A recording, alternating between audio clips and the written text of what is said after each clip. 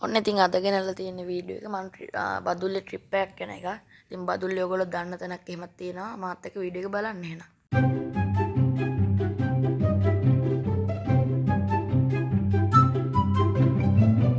ඉතින් යාළුවනේ ඔන්න යන ගමන් අපිට මාරම ලස්සන ලොකේෂන් එකක් හම්බුණා. බලන්නකෝ ඔයගොල්ලෝ.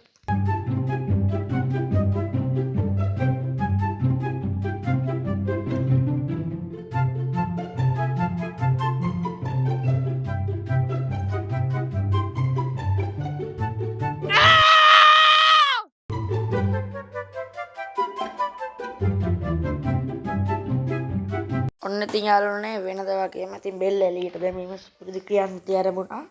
ඔව් ඉතින් මම වටපිට බල බල යන්න හරි මාසයි. ඔන්න ඉතින් ඊට පස්සේ අපි කෝච්චි යන්නේ මං කිව්ව ප්‍රසිද්ධ තැනට තමයි. ඉතින් අපි ඒ තැන ගිහිල්ලාම බලමු.